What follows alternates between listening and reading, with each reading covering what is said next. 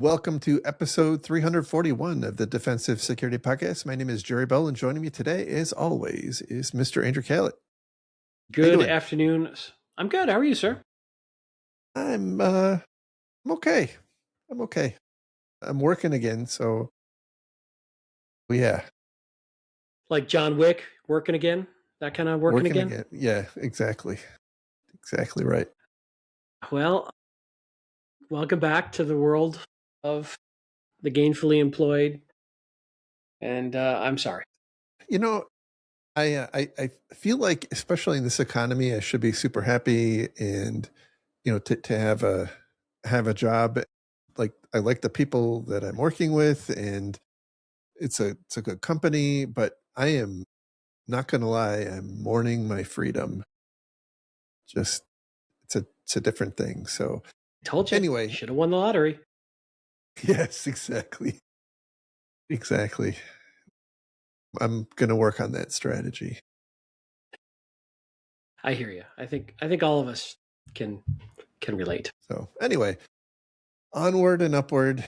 Someday I will retire and I won't be going back to work again. So Today is not that but day. today is not that day. And neither is tomorrow morning. Okay.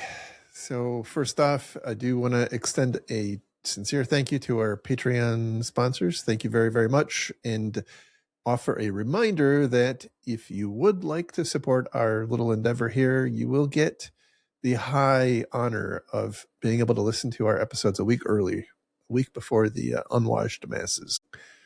Thank you very much for supporting us, and you are awesome. I agree. Sorry, I had to get my mute off. Thank you, all of you who contribute, as we were just saying, hard-earned dollars to us. That's humbling, and I hope we make it worth it. Absolutely. And then a little unrelated, but certainly more impactful now for me, is that the thoughts and opinions we express on the show are ours and not those of our employers. So there you go. Fair enough. I will say, by the way, I am now customer facing, which is the first time in my career that I have done that. So it's like a big step forward for me. I thought it would be I thought it would be a lot more jarring than it is, but I'm kind of liking it. But this whole opinions thing, certainly I can see how that could come around to bite you. A little bit. Mm-hmm. Do we have to put a bunch of So disclaimers about, like, who you're talking to, or like, is there a bunch of things like we have to avoid now? no. I mean, obviously, I will just avoid any no-fly zones. That's fair. It's an interesting challenge. Absolutely. All right. Just wait until your customers find it and go, "Were you talking about us in episode blah blah blah about bleep bleep bleep?" No, that wasn't you. It's gonna happen. It's always interesting, by the way, and this has happened over the years when I'll get on a meeting and somebody will recognize my voice. Where do I know you from? America's Most Wanted. Yeah, and then there's obviously the ones that are like, "Hey, you should have me on your show." I get that. Well, we did have an interview show for a minute that sort of could still happen. Could still happen. Yep. We started, and then we stopped. So the first story we have today comes from Bleeping Computer, and the title here is Amazon AI assisted hacker breached. Let me try that one again. Amazon, as in Amazon is saying, AI assisted hacker breached 600 Fortinet firewalls in 5 weeks. So this is making the rounds, and I think I don't want to call it disingenuous, because it's not. It's perhaps a little confusing, right? So the story here is that, as best I can tell, Amazon and several other security research firms came across the command and control infrastructure for a threat actor. And I think that this, at least part of their infrastructure was hosted on Amazon or AWS, and that's how they came to become aware of this. But this particular threat actor was doing the thing. They were exploiting the problem that I hate most in this world, which is Fortinet firewalls with their control panels exposed to the internet, and of course using So all the things, you know all the things all in the the world, things. that's what you hate most. Well, it's up there. Maybe not most, but it's it's probably in the top three. So compared to like Maybe a sweet innocent child dying of cancer, you're like, Fortinet management interface exposed to the internet, still worse. you know you're like a big wet blanket sometimes on my list. Anyway.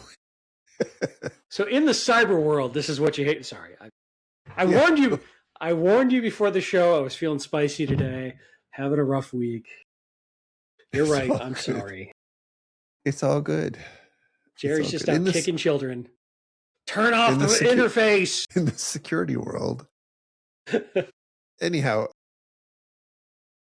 there's apparently not much in terms of AI going on with the initial compromise, right? They're using basically their credential stuffing, right? So they're we don't exactly know how they're picking credentials to use, but we know that they're picking these Fortinet firewalls as targets of opportunity. Like they're not targeting specific victims. They're just looking for installs that are exposed to the internet, and then they're stuffing credentials and getting lucky apparently 600 times in 5 weeks. Now, where the AI comes in is kind of post exploitation.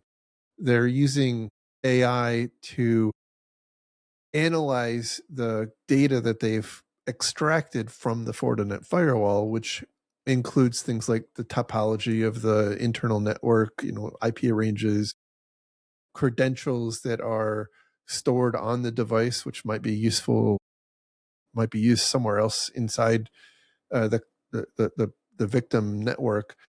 And then they use some kind of vibe coded assessment tools to look, to scan the internal network, looking for, as they described, open SMB shares, and figuring out how to deploy some pretty basic tools like Meterpreter and using Mimikatz. So none of this is like in terms of attack techniques is novel. They're basically using AI to automate, as far as I can tell, kind of at scale, automate things that your average pen tester would know how to do in their sleep. They're not creating 0 days here. They're just, they're automating what you would see in kind of a basic pen test again. But the interesting thing is there's a little bit, it's certainly unclear.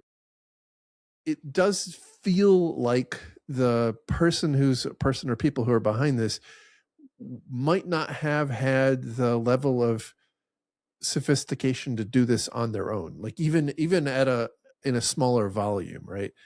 And so I think that's the thing that was notable to me. We've talked about this for some time, that the AI is going to create opportunities for people who have a desire to commit cybercrime that might not otherwise have the knowledge and capability to.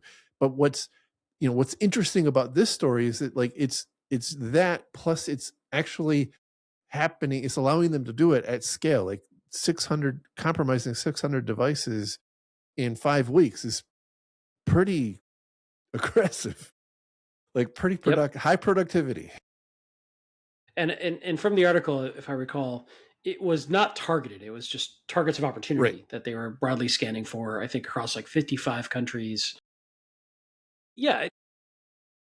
Yeah, you hit on the notes I had too, which is making it more sophisticated attacks or more impactful attacks easier for less skilled attackers, which means you're just going to have more attackers out there. But I was thinking it doesn't dramatically change our problem much. It just creates more attackers using, like, there's not necessarily AI magic here. Like it's not like Hmm. the TV shows where we're just going to throw AI at the firewall and break through. Like the fundamental vulnerabilities still need to exist for the AI to exploit them, or for the AI to know how to explore. Like the same set of problems exist. AI is just enabling less skilled people to attack them without having to build that skill set on their own. They're outsourcing that ability to attack or methodology to look for. And of course, the inevitable next step is, well, hey, AI providers, why aren't you limiting this? Where are your guardrails for this? Well, I think that genie's already left the barn, to mix metaphors, because we've got a lot of private LLMs that you can load that are nearly just as powerful that don't have to have any of those guardrails, or you can strip them away in your own private little lab. So I think that's not going to be one we can stop at this point. Oh, 100%.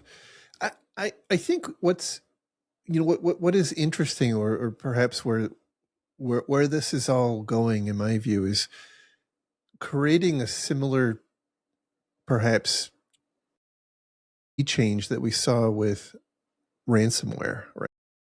Or ransomware, prior to ransomware, you had some solace in knowing that you weren't an important target. Like you were a nobody. Your organization was not controversial. It didn't process lots of money, whatever.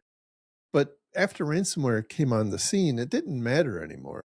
The only thing that mattered was that you had something that was exposed, and the threat actors were able to find you, and then they had kind of well-worn ways of monetizing a breach that didn't rely on you having certain types of intellectual property or what have you. So I think this is going to create very likely a similar kind of shift in the industry, where,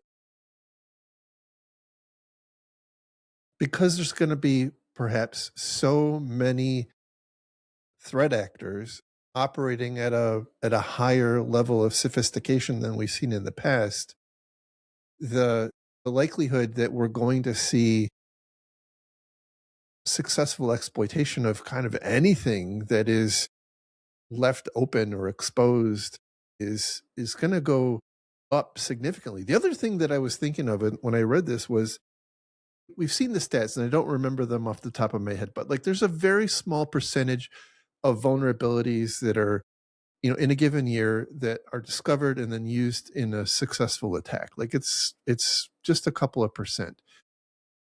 Even the ones, by the way, where there's proof of concept code, which is interesting to me.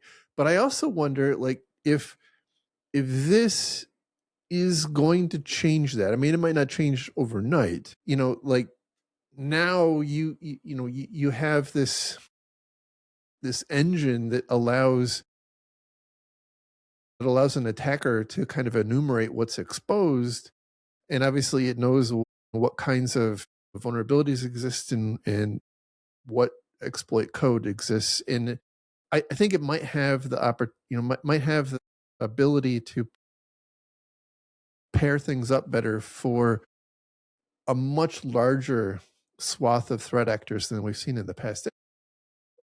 But my net concern is that we're going to see a lot more attacks being successful by a broader set of adversaries who might themselves be not sophisticated, but the attacks that they're launching look and feel sophisticated. Yeah, I would agree. I mean, the one potential upside is blue teamers can do the same thing against their own infrastructure and Yes, leverage the same tools to find out what the bad guys like.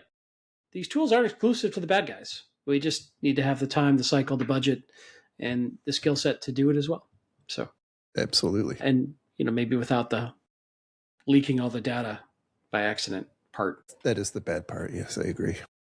causing a 12-hour outage on our environment by accident. Those sorts of things. All right, so moving on to our next story. This one comes from the Register, and the title here is "Open Source Registries Don't Have Enough Money to Implement Basic Security." This sounds like a topic we've talked about a few times, tangentially, right? This sort of problem. It was interesting to see this laid out in print, right? Like, intuitively that is the issue. But just to kind of back up for a second, like there's a lot of repositories that exist, whether it's npm. I think everybody's familiar with GitHub. That's not technically open source. It's got a company behind it, but there's a bunch of them. A lot of them are, they're not organization run, and the point here is, those things are being used pretty extensively in a lot of contemporary attacks, and people like us are sitting here saying, like, gosh, they're going to have to do something to improve their security, because like they're being used as the getaway vehicle to rob banks, and like maybe they should get on that. But the point here is that a lot of these repositories are themselves kind of quote open source, not just the software that they're running on, but like they're being run by volunteers, they're being run using donations, and this is the article is the product of a report by a company that looked at the operations behind some of these big code repositories. And basically, like, they're using all of the resources they have to keep the lights on, to pay for bandwidth and storage, and that it's not prominently called out in the article, but I have to believe that the impact of AI is probably also putting a severe strain on them, because like I have to believe there's immense numbers of new repositories being created, and pull requests and issues created and whatnot, that are all consuming resources in these repositories. So I think the problem is getting worse, not better. Yep. And to that point, we're also seeing, although it doesn't necessarily directly maybe impact the owners of the repositories, AI is also contributing a crap ton of slop in terms of security reports that are going to the maintainers of some of the repos or projects on these repos as well, which is tangential to your AI causing more load, not less, sort of conversation, for sure. And it's interesting. It almost feels like, and kind of the point of the story that I got of is, hey, we know we have a lot of security challenges. We have zero available income to cover it. And here's all the ways that we looked at to generate that income, and they all suck. And they all have problems, and they all like don't work. So anybody get any ideas how we can generate money for this service we're providing for free, basically? And I think it's a fair ask. It feels a little bit like a broken incentive cycle. And it almost, from my notes, I had it for later in deeper in the article, but this almost feels like it's a demand problem, not a. The consumers of this information are demanding it for free and aren't willing to pay for it. And as they argue in the article, if we did try to set up some sort of paywall, somebody would just go around us and set up another one for free and perpetuate the problem. So it's this weird incentive model that doesn't seem to scale well. And I think we're starting to see some real cracks in that armor as a result, that I think ultimately, sorry, just to jump to the end, I think ultimately the only way this gets better is when enterprises who are consuming this for their own use demand a different model and are willing to pay for it. Mm-hmm. And I don't know when that's going to happen. Yeah, I don't know either. And I think that itself also has problems, because then, if a for pay model is what emerges out of this, you're perhaps creating a wall to jump over for other open source projects that they can't afford themselves. Right. There's not a great solution here. In the article, they actually talk about different monetization models. You leave the article like, gosh, you're thinking, gosh, there's just not a, like, you can't close this gap. And so one of the I did want to read one specific thing to give a sense of scale. They're talking about PyPy, the Python repository. This is I'll quote it. In some cases, benevolent parties can cover these bills. Python's PyPy registry bandwidth needs for shipping copies of its 700,000 plus packages, amounting to 747 petabytes annually at a sustained rate of 189 gigabits, are underwritten by Fastly, for instance. Otherwise, the project would have to pony up about $1.8 million per month. Wow. That is off the hook. So I do want to stop and say, like, Fastly is amazing.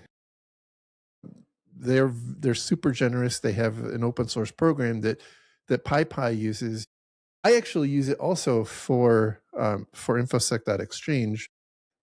My bill wouldn't be $1.8 million, but it would be like $8,000 a month, right?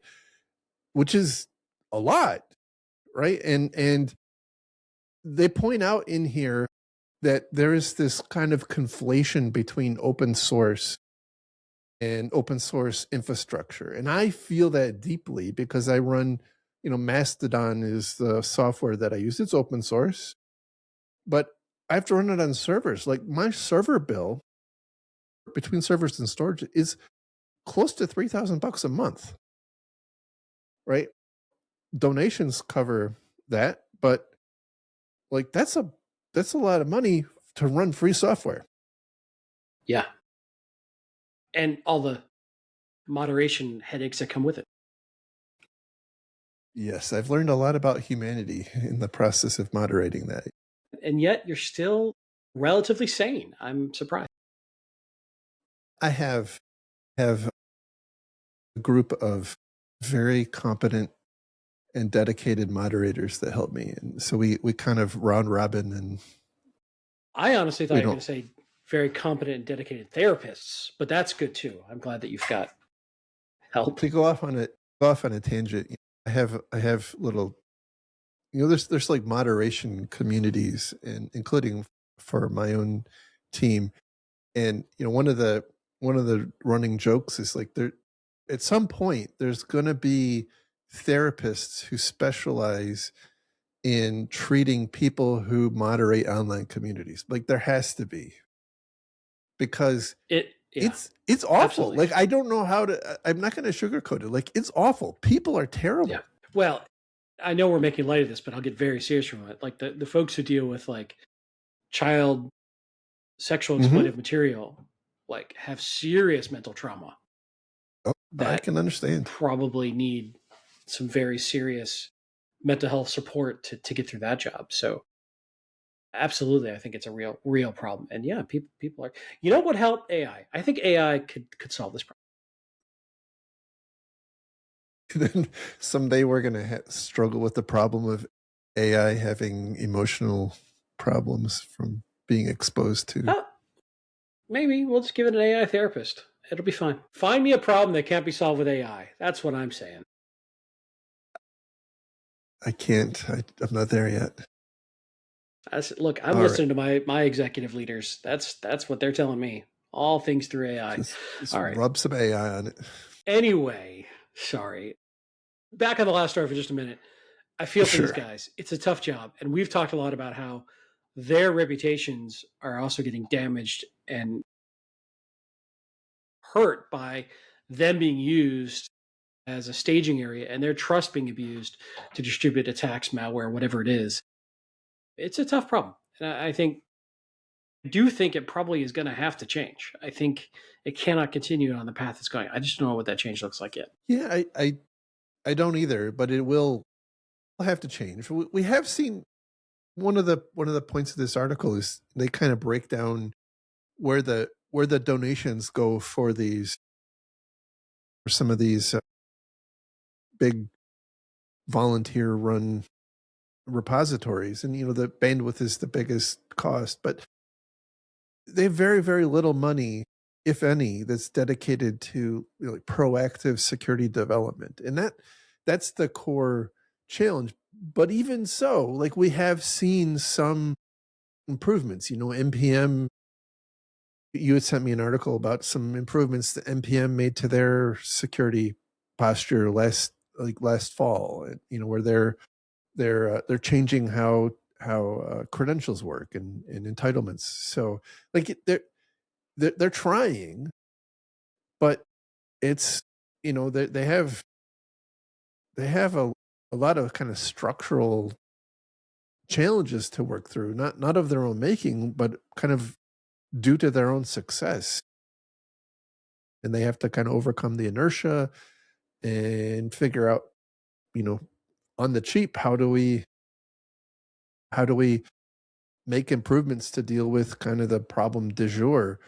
And they also talk about, this is something that I hadn't really contemplated a lot, but a lot of their donations come from very few organizations. And so they highlight the challenge, like if one or, if one, even one of the donors that are behind some of these repositories were to pull out, they would be up a creek. And so, this reminds me of that, of the very pervasive and probably now at this point, like ancient cartoon where you got the stack of blocks and the one tiny little peg off to the side that's supporting the entire thing. And, that is these repositories. And, it's a weak point in the ecosystem. Again, all credit to the people who do it. Like, yeah, this is absolutely. not a criticism of them. Like, they're amazing what they pull off, but the deck is stacked against them. Clearly, the U.S. government should help. They need to take it over. That's the only way to fix this. I thought you were going to go with AI. Well, isn't the government being run by AI at this point? Sometimes I wonder if it might work better if it were. I don't know. Literally countless sci-fi stories pondering. I don't know. I don't even know anymore. I'm sorry. I told you I'm spicy today. We should just move on. All right. So our next story comes from Bleeping Computer. The title here is InfoStealer Malware Found Stealing OpenClaw Secrets for the First Time. Now, I think last episode we talked a bit about how there were quite a few malicious skills being posted into the OpenClaw skill repository, I guess. So this is a specific case of one of those that has been observed actually stealing basically everything. All of the secret information, public and private keys, the configuration information. This company Hudson Rock, who did this analysis, has determined from their assessment, victims, again depending on what they've put in, have provided everything that would be required to basically steal their identity, or their at least the identity of their AI agent, which is not awesome because this is a freight train rolling down the tracks, and we're kind of building trust around some of these digital agents, necessarily explicitly, but it's happening. And so this is a little I think a little concerning. But the one thing, the reason I wanted to include this, because I had a joke. Well, it's not really a joke, but a funny comment. Like, I think where we have to get to now is we're going to have security awareness training for our AI agents. You might be right. So how quickly can an AI ignore security awareness training versus a human ignoring it?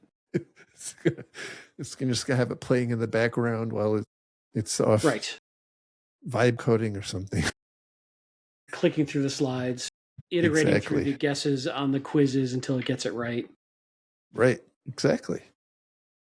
All right. 100%. So anyway, it's a compliance checkbox.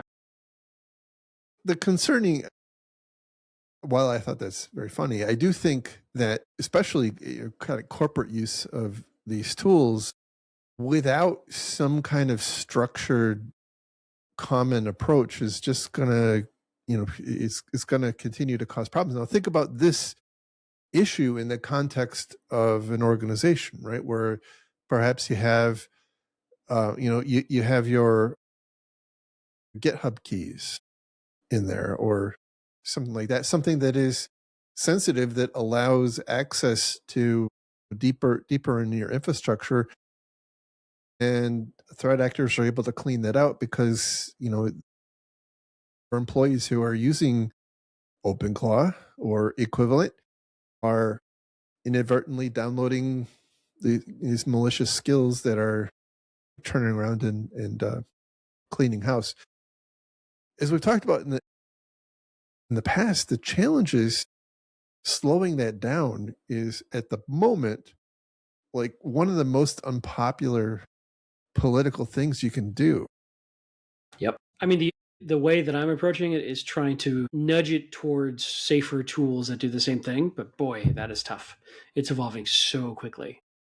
And, there's this incentive to use the latest and greatest or get left behind that is very strong in most organizations right now. And to say, hey, use this tool from vendor X that we have a data privacy agreement with and a contract with. Yeah, I know it's not as cool and as shiny and as nice as the new hotness that you just heard about online, but it's safer. Well, I don't care about safer. I care about the best. I care about the fastest. I care about what's most relevant. I care about the thing that my competitor's doing. That's a real problem to counter. That is a real challenge. You need a lot of executive backbone and alignment to not go down the path of the new shiny. I think for a lot of security teams, it's just not going to be a surmountable problem. And I think it's going to be on us to make sure that the business is going into this with their eyes open on the potential risk. And, everything you do in business is a risk, right? Like you hire a new employee, that's a risk. You launch a new product, that's a risk.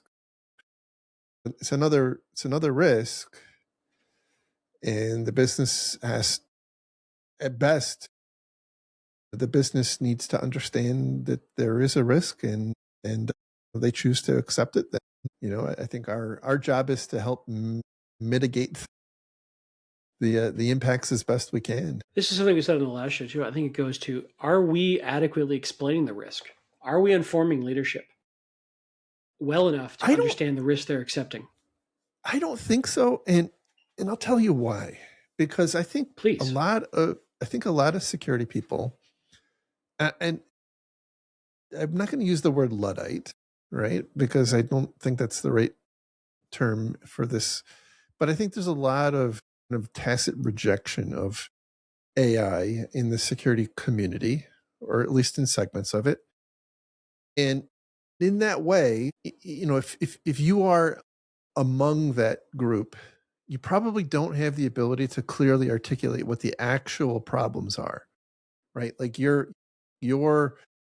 response is going to be, it's bad, it's unethical, it is bad for the environment, and well, okay, that's great, but like, tell me something about how it's going to hurt my business. And that's what they're really looking for.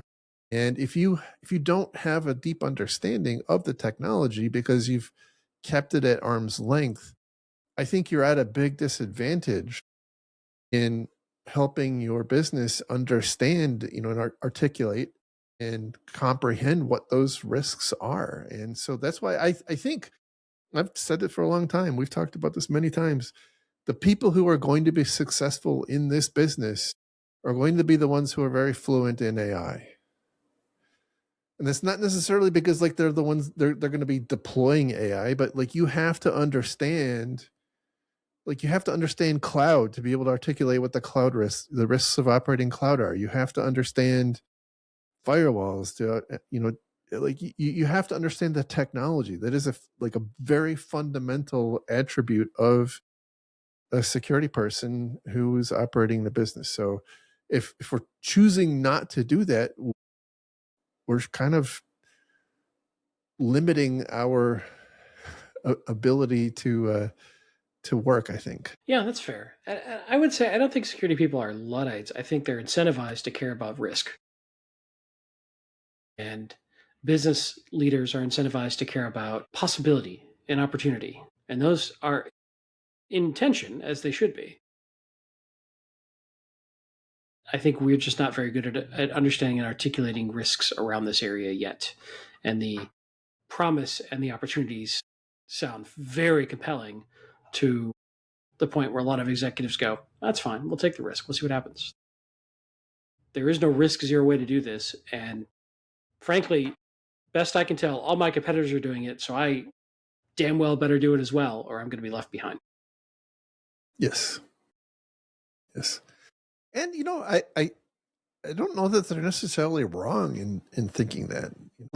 There's a lot of productive use. Like I think there's a lot of BS use, and that BS is going to fall by the wayside. There are. I will say I think a lot of the use of AI is kind of below the line of consciousness. I know it's not the right word, right? But like we keep seeing big headlines about how many investments into AI don't return results. But like those are typically like big initiatives, and I'm not surprised about that because like how many big IT initiatives of any kind ever return the results that they were promised. So like I'm not sure that that's should be a big surprise, but I at the same time I also think like that this is firsthand experience from working with customers now. Like there's a lot of kind of below the radar use of AI to drive productivity. Yeah, it's like we don't talk about Excel projects anymore. They're just there. Mm-hmm. Well, one thing that I do think about is I think people don't realize this, but when Spielberg wrote Jaws, based on the book, it was about AI risk, right? And so if you think about it, the mayor saying, look, you guys do whatever you need to do to secure those beaches, but those beaches are going to be open on the 4th of July because our town relies on the money of those beaches being open. That's your executives. That's them saying, look, we have to do business and we're going to do business or none of us have jobs. So you security people, i.e. the sheriff and his deputies and Brody, go do what you need to do to deal with your little shark problem. But we got business to do. That's exactly what trying to secure AI is like right now.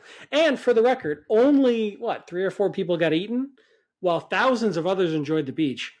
That's an acceptable loss to most business people. You just got to go back and watch Jaws and you're going to understand where we're at with AI. It's fine. It's fine. Your ability to make that connection is goddamn impressive. That's why you have me on the show. I am stunned. That is amazing. It's amazing. Thank you. By the way, on that topic, I've had this thinking about where we're headed and like the potential harm. Because I was having a discussion with someone about like there's a lot of the software that's being written today is being written by AI, right? Whether we like it or not, it just is. It just is. Probably a lot of that because people who are writing it don't fully understand how to do it in a secure way, and it's also being done, with under the pretenses of like cutting, human resources out of the equation, and so there's probably a lot of what I'll call potential breach energy being built up in the software that we're building. But I got to wondering, like, when we as a civilization relied on horses, people didn't die often. I'm sure it happened occasionally. Like people didn't die often in like horse collision accidents, right? and then we adopted cars, and you have to imagine that like people were pretty terrified because like you got this car that can go pretty fast and get into a crash, there's going to be some number of fatalities, and we became okay with that. Like it's devastating, like it's catastrophic when it happens to you or someone you love or someone like it's awful, and it's a tragedy, it's a travesty that like so many people get hurt and die in cars, but like we have tacitly accepted that as a society. And I just wonder if we're going to have the same sort of thing emerge around the security of IT. And then if that is the case, like what does that say about the future of our industry? Right now, according to AI, Google's AI, so take with appropriate grain of salt, there's between 40,000 and 47,000 annual deaths in the United States alone from automobile related injuries. We just accept that. We've normalized that as a society. That's the cost of doing business. Right. Which, by the way, is tragic, like you said, but we're good with it. Which is, and this is where it's like, we've talked about this a lot. I know this is not your point, and I'm going off on a tangent. We as humans are bad at estimating and understanding risk, right? Because this is a perfect example. We report on a plane crash that kills 200 people breathlessly, while that same day, 5,000 people died in automobile accidents around the world or whatever. And we're like, it's okay. Like, this is where, I don't mean to get political, but like when our politicians are saying, we're doing this, if it saves just one life, it's worth it. That's not true. That's not real. If they actually truly govern that way, we would have 5 mile per hour, speed limits everywhere. We don't, because that is too costly on society. So we absolutely accept a certain amount of death, destruction, dismemberment, trauma to do things. And I think that's the same thing with computer security. Companies will accept it because to be completely secure, you'd have to drive at 5 miles per hour or the equivalent thereof in business, and we wouldn't get anything done. We wouldn't be in business. Sorry, I'm down a weird tangent here, but that is kind of where I was going. Obviously, it's not the same thing, but my point is, if we are willing to accept that amount of death in the name of progress, what is the likelihood that we're also going to accept breaches and stolen data and theft of money is just part of, like, hey, like AI was worth it. Yeah, it does a bad job sometimes of writing secure code, and like, we're going to lose data, but hey, that was worth it. And I don't mean that like at like an individual company level. I mean like at a societal level. Like we just, again, from the perspective of cars, like we make improvements. We put airbags in, seatbelts and whatnot, and I'm sure we'll do the same thing with software and IT, but it's I hope I'm wrong, by the way. Hope I'm wrong. I don't think you're wrong. An interesting thing, by the way, about like improvements in security in cars is there's lots of evidence that the safer you feel in a car, the riskier you'll drive, right? So I think that applies, by the way, to computer security. I think there's a psychological model that I'm not smart enough to articulate, that the more your employees feel that the enterprise corporate IT is taking care of security, the riskier they can be. I'm sure there's a correlation there somewhere. And I'm sure people have done research on this, and I just am not aware now. I should go look it up. But, I think there's always pros and cons. I remember when AirTags first came out, and there's a lot of advocacy and victims' right people who were up in arms over the stalking capabilities of AirTags and how they could be used to victimize people and the terrible, terrible aspect of it, why they should be banned. But there's a lot of other people like, oh, look, I just recovered my kidnapped daughter because of an AirTag. I just found my lost bag because of it. There's always a pro and con. And the problem I think we in society have right now is we only very rarely will listen to anyone who has a balanced view of this. We go to the extremes. We are addicted to the outrage. We want one side or the other. And we rarely can sit down, at least as reflected by social media, including your site, sir. Especially yeah, it sucks, but it has some benefits.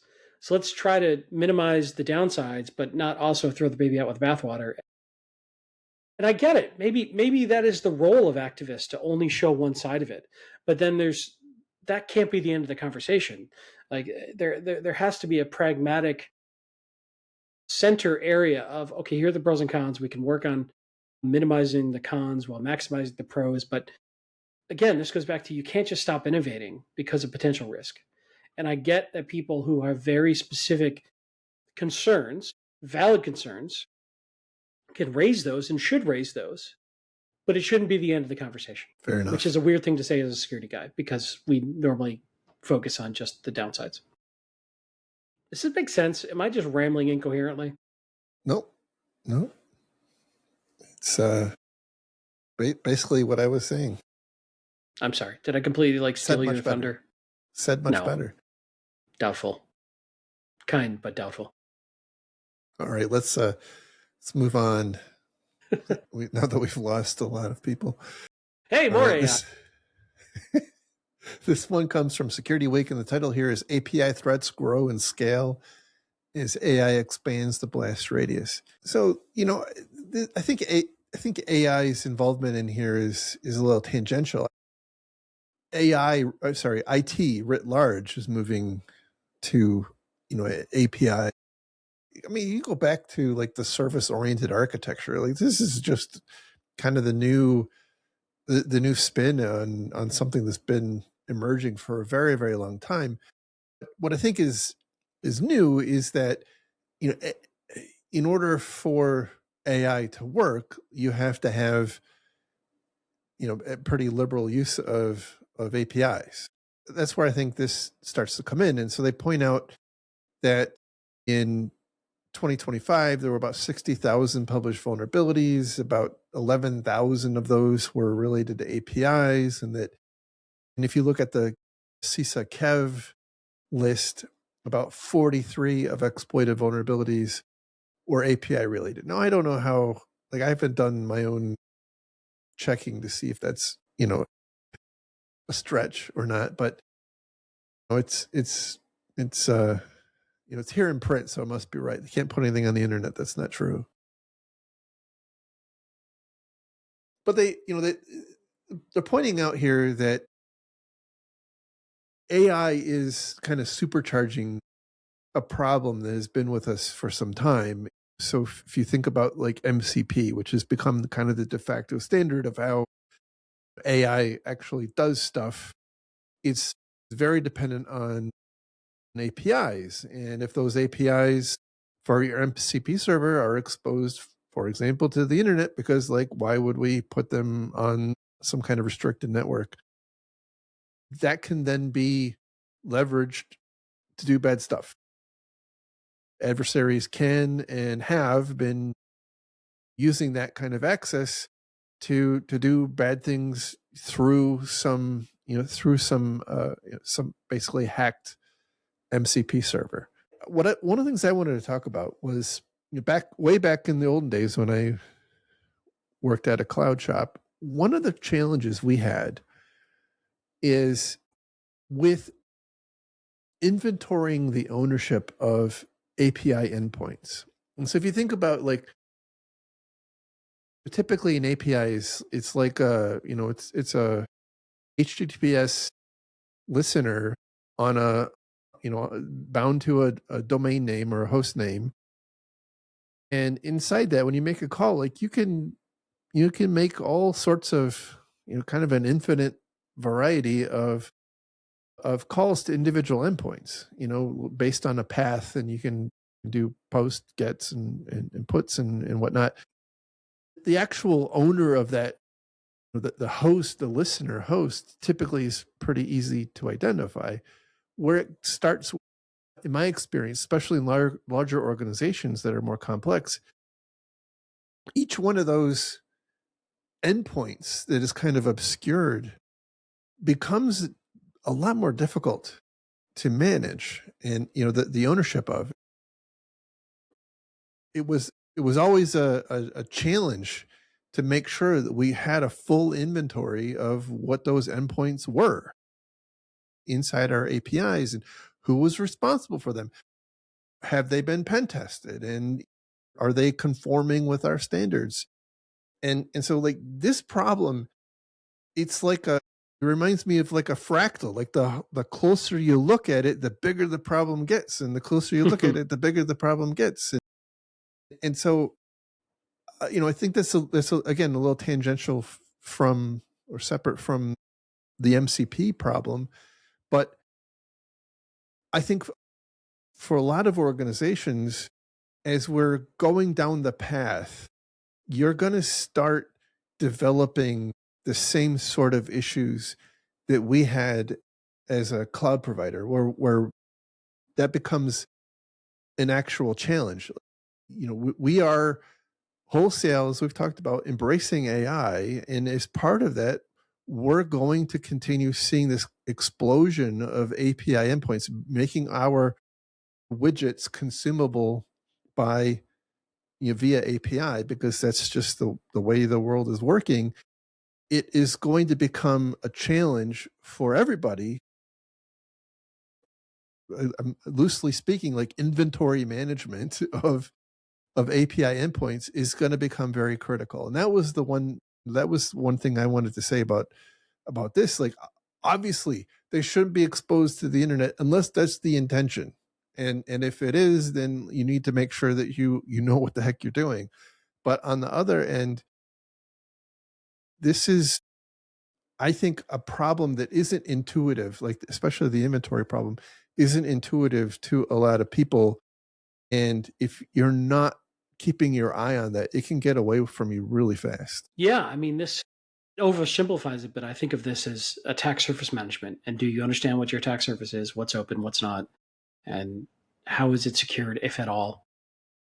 Inventory management, all that jazz. And what's even more interesting, or at least more problematic, is that a lot of these tools are maybe even standing up these MCP endpoints without anyone being aware of it or not explicitly being told to do it. Mm-hmm. So yeah, it gets interesting. This goes back to something we've talked about a lot, about how the cloud and SaaS tools has democratized IT in many ways. And we used to be gatekeepers of this by, hey, you want to be in the data center and you want to open the internet? Well, you got to go through all these hoops because we own the firewall, we own the network, and we own the IPs, and we own the pipe. All that's gone. So this is just another version of that, where it's more and more things are just going to be exposed to the internet, much like your very favorite management consoles of Fortinet. Absolutely. Absolutely. So yeah. I think it just goes back to, I think a well-run security program has got to understand all of what they're exposing out there to the world. And that's difficult, yes. By the way. That's easy to say. That is tough to do. Right. So the dimension that I wanted to add, or the nuance I wanted to add to that discussion, is that unlike your Fortinets or a WordPress site or whatever, like the challenge with API endpoints is that they're often, the ownership of different endpoints is often obscured. Not necessarily as easy. So it's easy to know that you have something listening, and you should, but it's difficult. It's more difficult to be able to attribute each individual call inside your API to a team or a person or what have you. And yeah. I think that's going to become much more important as we go. So I think a bit of nuance that has to be added to exposure management programs. Absolutely. All right. Our last story is pretty interesting because, hey, if you're a criminal and you've been having trouble getting your malware onto computers, this is the story for you. It's amazing. This one comes from the Register, and the title is "Crims Create Fake Remote Management Vendor that Actually Sells a Rat." So At least they're doing like they're delivering on their promise. They are. They are. It's not fake marketing. So the deal here is, it wasn't obvious to me at first on first read, but the deal here is that there's I think it's Redline is the name of at least it's believed to be Redline is the name of the malware purveyor, set up a company. I mean, they went so far as to like create all of the infrastructure, a domain, a business that allowed them to get an extended validation certificate, which they used to sign their malware. Which I have questions about the rigor of that process now. I do too. They created a corporate website, and they registered a domain, secure, and I guess a business name, secureconnect.com was the name. And they made it look like very overt, like that it was a legitimate tooling. And they, to the point where the researchers for Proofpoint, who initially discovered this, believed that it was actually a legitimate remote access tool that was being abused, kind of like we see with all the others. But what they later found was that it's actually not legitimate. It is actual malware that has been signed, and the actual customers of this Secure Connect company, in quotes, were basically like consumers of I should say resellers of the malware, where they were using that to deploy to victim systems. And the whole process was intended to make it less obvious that malware was involved, right? Because the extended validation certificate was blinding a lot of the normal malware tools, anti-malware tools. Obviously, if it's a remote access tool, like, your CrowdStrike's probably going to say, like, it has remote access capabilities. Well, duh, like that's its job.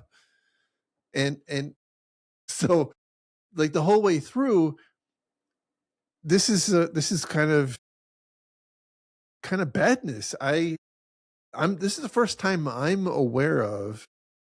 I'm not saying that it is the first time, but it's the first time I'm aware of where something that is illicit has been packaged up as a legitimate offering, and not for the purposes of like tricking people to come and download it from their website, as a marketplace for other criminals to come and buy a subscription so that they can in turn turn around and deploy it on to their end victims' systems. So I was going to make a joke about Microsoft Office or Windows, but probably not. Bad taste. Yeah, it's interesting, right? We're just getting more and more abstracted in how bad guys and good guys do their IT. Right. So this basically one of the campaigns that used this malware was it was one of the customer of the Secure Connect, which by the way costs $300 a month, in case you're wondering. They were sending out emails, basically spam emails, in both French and English that were purported to be invitations to submit a proposal for a bid on an upcoming project. And it directed them to download a link with some material that had information that was needed to bid on this proposal. So probably they were targeting people who would normally expect to receive those kinds of requests for proposals. And when they got that, it contained Microsoft Teams, something that appeared to be Microsoft Teams, that also included, I think it dropped, that particular binary dropped another binary, which was the Trust Connect agent, which, if you think about it, like if you're an IT person and you see that process come up and like you've never seen it before, obviously you're going to go look for it. Well, you go to their website and you're going to see that, well, all appearances are it's a legitimate remote access tool.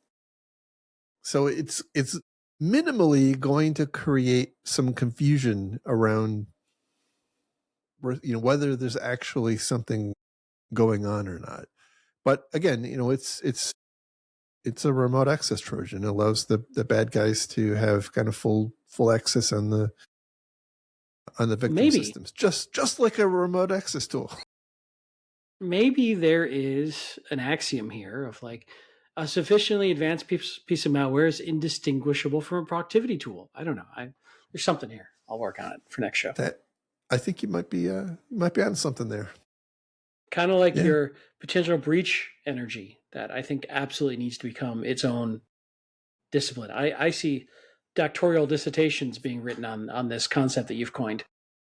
There's a whole genre of physics that is kind of parallel to cybersecurity. So I think there's something there. Kinetic breach energy, maybe. And then we can get into all sorts of like, except in very small breaches, and it's quantum breach discrete units that act differently based on regulatory gravitational fields. I don't know. Because we hide those. We hide the small ones. Right. The lawsuits are both a wave and a particle. There's something here. I mean, there is. Maybe it's all in humor, but I think there's something to explore there. So anyway, I think the when I first read this, my initial thinking was like, gosh, how are people like falling for that? Like, are companies literally going and signing up for a tool that turned out to be malware? And the answer is no.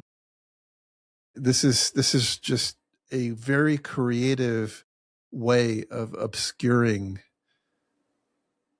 actual malware. And so I think the takeaway for me is making sure that your incident response teams know that, hey, just because there's a website or behind the process you see running doesn't necessarily mean that it's legitimate. And by the way, they also point out, interestingly, they point out in here that they being Proofpoint and some other unnamed party were able to take down the Secure Connect site, but they've already seen that it's been rebranded and put up on another site. So like this is going to continue on, and I would expect if in fact this has been successful, it's unclear, by the way, how successful this methodology has been, but if it has been successful, I would imagine we're going to see a lot more of this.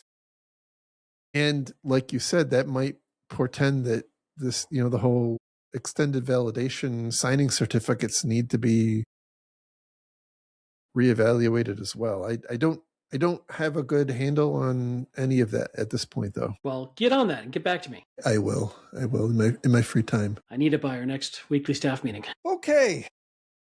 So we are close to the end. Thank you for listening. Do appreciate you. Thank you again to our Patreon sponsors. If you do again want to be a sponsor, you can do so on our Patreon site. It's patreon.com/defensivesec. We are also on YouTube. I dare say we have the coolest YouTube page ever, right? It's at Defensive Podcasts.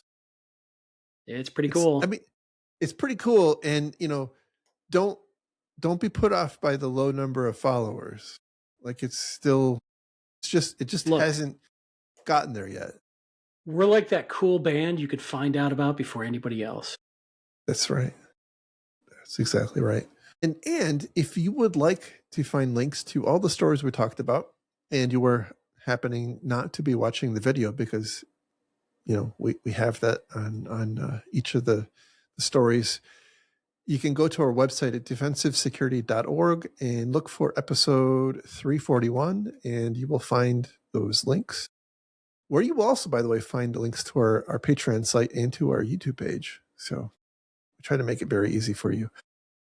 Anyway, you can find me offline I guess it's really not offline, it's online, but offline from this. On my Mastodon instance, it's infosec.exchange. Just look for Jerry. And where can people find you? I'm also on your fabulous Mastodon instance, though I've been woefully quiet lately. And on X, both with the same handle, Lerg, Lerg. You can find me there. Awesome. We have reached the end for this week. Thank you for listening. I hope you all have a great week, and we will talk again next time. Take care. Stay safe. Stay warm. I know there's a blizzard coming up in the Northeast, so yeah. Indeed. There's always something. There's always something scaring somebody somewhere. Absolutely. Take care. Have a great week, everybody. Bye-bye. Bye.